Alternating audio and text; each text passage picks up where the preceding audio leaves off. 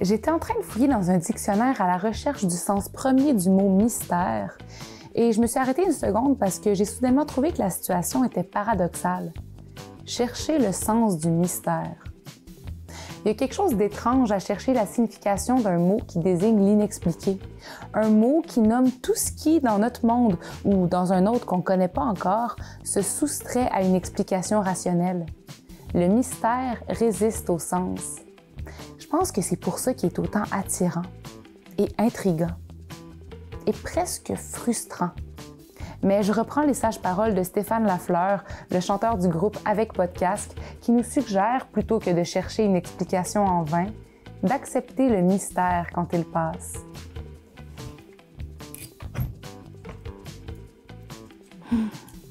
Ça, là, c'est mon enfance. Je suis sûre que je suis pas la seule à avoir attendu mon père de longues heures dans un vieux garage avec comme seul divertissement possible aller demander à mon père un 25 cents pour pouvoir m'acheter une grosse gomme casse-gueule qui perdait son goût très exactement 4,7 secondes après l'avoir entamée. Après ça, quand mon père finissait par revenir puis que je lui demandais pourquoi ça avait été si long, il me répondait « mystère et boule de gomme ». Aujourd'hui, on percera peut-être pas le mystère de l'existence humaine, mais je vous propose quand même de faire quelques mystérieuses découvertes en venant à la rencontre de quelques-uns des 1001 visages de ma communauté.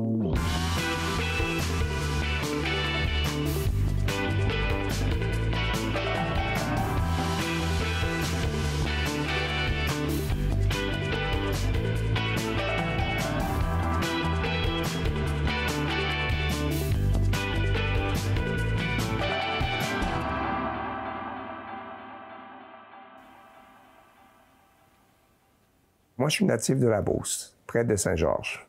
J'ai étudié un tout petit peu en architecture, mais je me suis rendu compte très vite que ce n'était pas ma voie. J'étais déjà intéressé par l'art, mais je sens que j'avais quand même des relents vers la création. Mais je peux pas dire que moi-même, je suis un grand créateur. Je suis pas un artiste. Je suis quelqu'un qui travaille avec les artistes, mais je n'ai pas une pratique d'artiste parce que je suis tout simplement pas bon. avec les pinceaux et les crayons. Mais travailler avec les artistes dans des lieux culturels, ça me passionne et c'est ce que je fais depuis de nombreuses années. Je suis Jean-Philippe Bolduc, directeur général du Marius B Musée et conservateur de l'institution, muséologue de formation, gestionnaire des arts et historien de l'art depuis au-delà de 36 ans.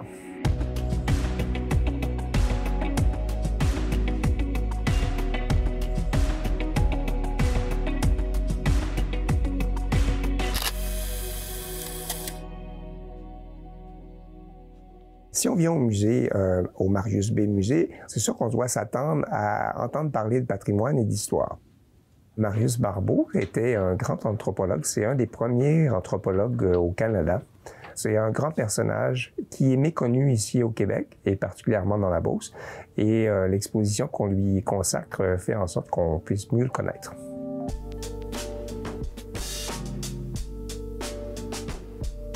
On se trouve en ce moment dans les réserves du musée, donc dans les entrailles du musée. C'est un groupe de citoyens qui voulaient au départ faire en sorte que les objets qui étaient représentatifs de la région restent ici parce qu'il y a beaucoup d'objets qui s'en allaient vers les États-Unis. On est rendu à presque 34 000 objets maintenant. Lorsque je suis arrivé au musée, qu'on a ouvert les portes des réserves du musée, je me suis dit « Wow, quel magnifique et grand terrain de jeu ». Moi-même étant très intéressé par les objets anciens, je peux aller piger là-dedans, regarder les objets, faire des études là-dessus, des recherches. C'est vraiment passionnant. Les gens de la région viennent cogner à notre porte nous disant « j'ai un piano, j'ai un moule à sucre, j'ai une pièce de céramique de Beauce ou un vêtement ». On regarde tout ça en comité, puis on acquiert des objets seulement s'ils sont en lien avec les Beaucerons, donc qui ont une histoire par rapport aux Beaucerons. Ça va de la plus petite cuillère d'argenterie, ça peut aller jusqu'à la grosse carriole. Donc, c'est très, très, très large comme éventail d'objets.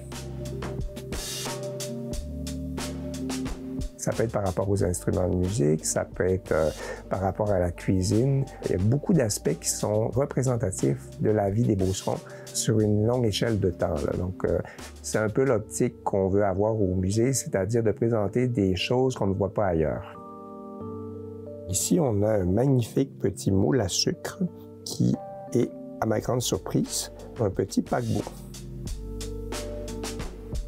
Le musée est situé sur un site patrimonial, dans l'ancien couvent des Sœurs de la Charité. Juste à côté, il y a l'orphelinat. Un peu plus bas, il y a l'église et le presbytère. Il faut dire qu'avant d'être restauré, ce bâtiment-là était un peu tombé presque en ruine. Alors, il a vraiment fallu faire un grand travail de restauration pour le remettre au goût du jour. On m'a raconté toutes sortes d'anecdotes par rapport à mon bureau qui est situé au 4e étage du couvent, qui serait apparemment le bureau de la mère supérieure. Mais je veux rien laisser sous-entendre.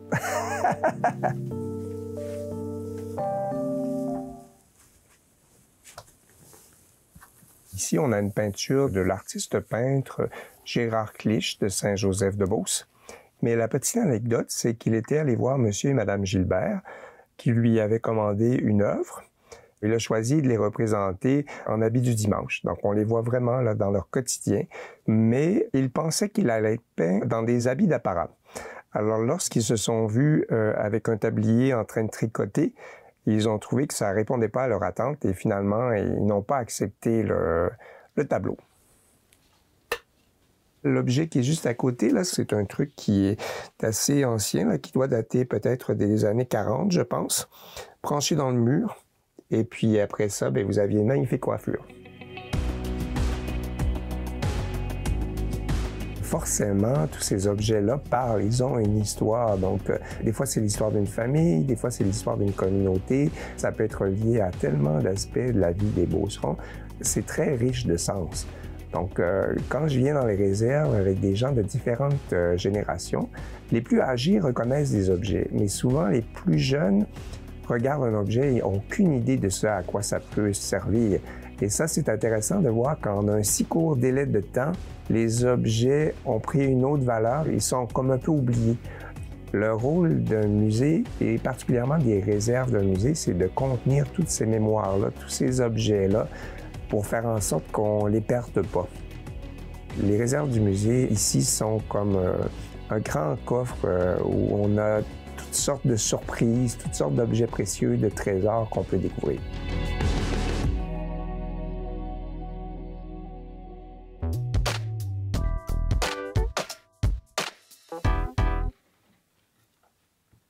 De début secondaire à aller à il y a 2 ans, j'ai eu tout le temps les cheveux plein de couleurs.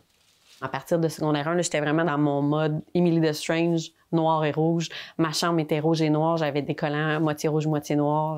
Tous mes cheveux étaient rouges avec les bouts noirs. J'étais all-in. Je tripais bien raide. J'avais mis des espèces de miroirs au plafond dans ma chambre. Même mes costumes d'Halloween, je me souviens pas d'avoir acheté un costume tout fait. La semaine passée, on est allé voir Nosferatu au cinéma. Puis là, j'ai vraiment mis mon dress code pour l'occasion. J'avais une vieille chemise vintage avec des volants blancs, une jupe en velours noir, tu sais. Puis là, avant de partir, je me suis dit, peut-être que mon chum va trouver que j'ai l'air déguisée. Puis là, je me suis dit, non. C'est sûr que dans ma vie de tous les jours, là, on est comme dans une petite vie où j'ai moins de fun un peu avec mon linge. À un moment donné, quand t'es maman de 2 jeunes enfants, on y va plus dans le fonctionnel. Je m'appelle Anne-Sophie Moisan. J'habite à Saint-Raymond-de-Portneuf, puis je suis joaillière.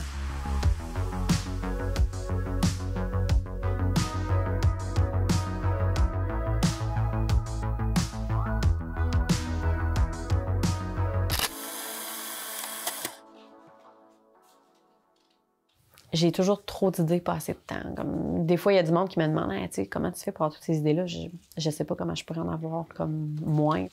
J'ai créé Uneven. Dans le fond, je fais des bijoux en argent sterling avec une thématique magique, intemporelle et fantastique.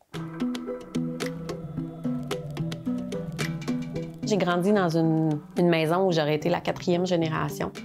Il y avait un grenier, un gros grenier avec du stock. T'sais, moi, j'étais petite, puis je tripais à aller fouiller là-dedans. Mais en même temps, j'avais vraiment peur parce que c'était sombre. Puis j'avais un peu peur des fantômes de mes grands-parents. J'avais comme peur, mais j'étais attirée de me déguiser avec des vieux vêtements, mais de trouver des trésors. Puis d'avoir cette espèce de sentiment-là que comme j'étais à la chasse au trésor, mais dans ma maison. C'est mes grands-parents que j'ai pas connus, mais que j'aurais donc voulu connaître parce que, tu sais, c'était ma grand-mère, Marie, je me suis souvent fait dire qu'elle était donc créative puis qu'elle faisait du neuf avec du vieux, là. J'ai tout le temps aimé tout ce qui est vieux, ancien, un peu... tu sais, moi, ce que je fais, c'est fait avec mes mains. Ça donne une âme aux bijoux, plus, là. J'ai des bijoux, dans le fond, qui ont été moulés à partir de vrais spécimens que j'ai fait. Fait que c'est des petites couleuvres, des bébés couleuvres, là, souvent qui rentrent dans les maisons quand on rentre du bois puis qui sèchent à terre dans la cave. Bon, ben, je suis le genre de personne à qui on ramène ces créatures.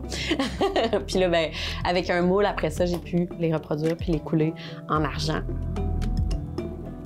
C'est quelqu'un qui m'a apporté une couleuvre morte, qui m'a dit j'aimerais ça si tu peux me faire un bijou avec ça. Ce qui est spécial, c'est que la couleuvre était morte en forme de cœur. Fait que dans le fond, la personne qui l'a trouvée a une peur bleue des couleuvres, des serpents. Puis là, elle a dit ça n'a pas de bon sens. J'ai vraiment peur des serpents. Fait que c'est sûr que c'est un signe. Il faut comme que j'immortalise ça. Fait que ça a été le premier serpent que j'ai fait mouler puis j'ai coulé en argent. Ça a été le début d'une grande aventure de serpent pour moi. J'ai un de mes amis qui avait trouvé un squelette de chat après un printemps, probablement un petit chat errant qui n'a pas fait l'hiver, tu sais. Puis je suis le genre d'ami qu'on appelle quand on trouve un « Hey, tu sais, je sors de la job, en arrière de la bâtisse, je pense qu'il y a un squelette de chat, est-ce que tu veux que je te le ramasse? » Oui, certainement. J'ai fait faire des moules avec les os, puis là, ben, je les reproduis, puis je peux les couler en argent, puis faire des bijoux avec ça. Tu sais, des fois, quand je dis ça dans les marchés, je dis ça aux gens, tu sais, il a été fait à partir de vrais spécimens, puis là, le monde sont un peu comme, ah, tu sais, on dirait qu'ils savent pas s'ils aiment ça ou pas. Je suis comme, ouais, mais il y a comme une 10e vie, le chat, là, tu sais, il a passé ses 9 vies ici, puis là, j'en donne une autre. Moi, j'aimerais vraiment ça que quelqu'un fasse des bijoux avec mes bouts d'os de doigts, là, une fois que je suis décédée. J'ai parlé que je faisais des bijoux avec des os de chat, puis tout ça, puis à un moment donné, il y a quelqu'un qui m'a écrit, puis qui m'a dit... avec une photo, il avait perdu un bout de doigt. Puis là, c'était son os de doigt. Puis il voulait que je fasse un bijou avec son os de doigt. Puis j'étais comme, waouh, c'est fantastique. Là. Comme, je trouvais ça quand même très cool. C'est plate parce que cette commande-là n'a pas été menée à bout, mais je pense pas que ça passerait aux douanes. Cette chandelle-là, qui est une chandelle qui brûle par les deux bouts, là, ça faisait partie d'une collection qui s'appelait Midnight Society. Dans ma tête, c'était un mix entre... une gang de bikers puis des fantômes victoriens qui se retrouvaient comme dans un chose cachée pour lire des livres toute la nuit, tu sais. Je suis quelqu'un qui est vraiment productive et créative de nuit, puis c'est un problème quand t'as des enfants. Mais brûler la chandelle par les deux bouts, je sais que je le fais constamment, puis j'apprends pas de mes erreurs depuis que je suis jeune. Tu sais, comme j'y vais à fond, puis à un moment donné, je tombe, tu sais. Puis... je pense que je suis pas toute seule comme ça non plus. Puis je pense que je suis pas toute seule qui trippe comme qu'on dirait que quand tout le monde est couché puis qu'il fait noir puis que là, oh my God, j'aurais le temps de sortir, tu sais, je ferais telle affaire. Puis, tu sais, là, c'est ça, j'essaie de moi d'entreprendre, mais j'étais du genre à comme 2 h du matin d'être en train de repeinturer mon sous-sol.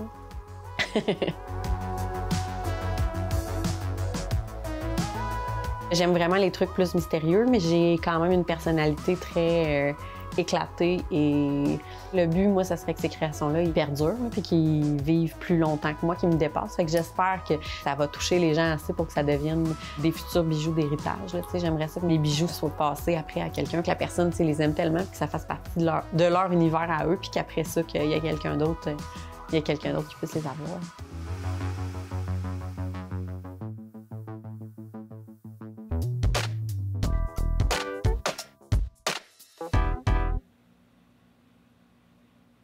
Tout a commencé par un ancien résident qui s'appelle Jeannot Rioux, qui est venu chez moi avec une boîte d'archives de vieux négatifs de sa mère. Je regarde, puis c'est drôle parce que en Gaspésie, les archives, c'est toujours la mer. C'est la pêche, la mer. Mais là, j'étais dans l'arrière-pays. J'étais dans les terres, dans l'agriculture. Là, j'étais là, mais où est-ce qu'on est? C'est où? Puis là, en parlant à Jeannot, il m'a dit, c'est Saint-Gabriel-de-Rameau. J'ai grandi là, mais c'est un village qui a été fermé. Je connaissais l'histoire des villages fermés, mais là, c'était la première fois que je voyais des archives d'une famille qui venait d'un village comme ça. Donc, j'ai fait des agrandissements 8x10, puis on est allé montrer ça au rassemblement, parce qu'à chaque année, ils font un rassemblement à Saint-Gabriel-de-Rameau, parce qu'il reste seulement le cimetière, mais les gens se rencontrent là une fois par année. Immanquablement, ça fait des balades en forêt, ça trouve leur puits de maison. Ah, ma maison était vraiment ici, regarde, le puits est là. Puis là, mais c'est vraiment des balades en forêt, puis c'est des souvenirs, ils gardent ce lien-là avec le territoire.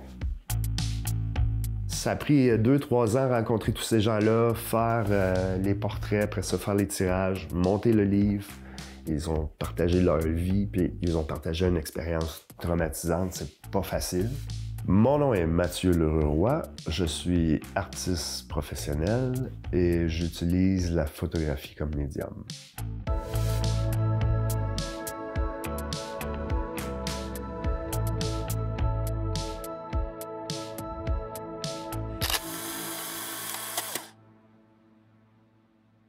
Les adolescents qui vivaient à Saint-Gabriel, ils allaient passer les veillées à Grande-Rivière. Mais là, on prend l'auto des parents. Mais faut pas le dire. On dévisse l'odomètre, puis on s'en va veiller à Grande-Rivière. Puis on revient, puis on revisse l'odomètre. Mais on peut se faire pogner si on oublie le sac de frites en arrière, parce qu'il n'y a pas de frites à Saint-Gabriel.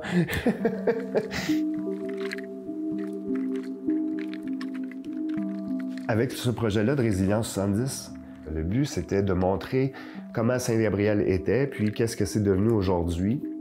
Premièrement, j'ai passé une semaine à camper là, de se promener dans le bois comme ça, tout seul, dans le milieu de nulle part. On peut trouver des ruines, il reste des puits.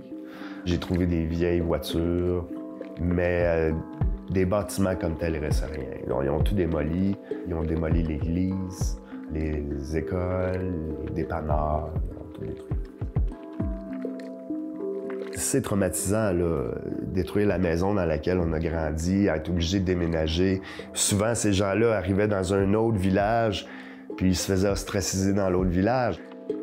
C'était ordonné par le gouvernement du Québec, sous les études du Bureau d'aménagement de l'Est du Québec, en recommandant la fermeture d'une centaine de villages. 100 villages me semble extrême. Heureusement, il a arrêté après en avoir fermé une dizaine. Il disait que ces populations étaient marginalisées, qu'ils vivaient dans la misère. C'est vrai que ces gens-là étaient un peu laissés à eux-mêmes, mais le gouvernement aurait pu aider ces gens-là mieux que simplement fermer le village, parce qu'aujourd'hui, la Gaspésie serait heureuse d'avoir un arrière-pays vivant, rempli d'agriculture.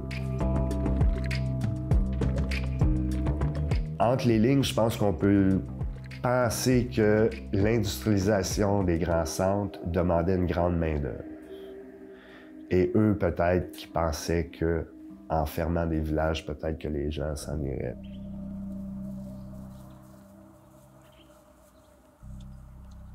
Il y a un homme qui est venu me voir, le premier, lors du lancement du livre cette année. Il est venu me voir, il m'a dit « Moi, je connais très bien l'histoire de Saint-Gabriel. Je l'ai fermé. »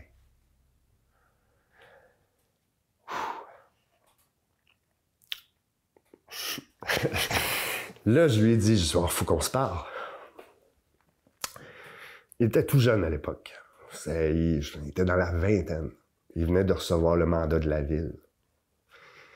Il en parle encore aujourd'hui avec le nœud dans la gorge. Tu sais, ça a été autant traumatisant pour les gens qui ont vécu la fermeture qu'ils l'ont faite. Nous-mêmes, ici, nous sommes dans York. Dans le rapport du BAEQ, et ils voulaient fermer York. Donc, si on avait vraiment suivi les recommandations, je ne serais pas ici aujourd'hui, là. C'est une partie de l'histoire que, heureusement, on ne répète pas aujourd'hui, là. C'est ma seule consolation. Je trouve qu'on manque un peu de sensibilité aujourd'hui. On ne s'aide pas. L'humain est fascinant parce que l'humain est capable de tout. Ce que l'humain a fait, il peut le défaire. Donc, moi, je considère que je fais les archives du futur. Pour moi, la photographie, c'est le devoir de mémoire. C'est des souvenirs. C'est, pour ces gens-là, c'est leur vie.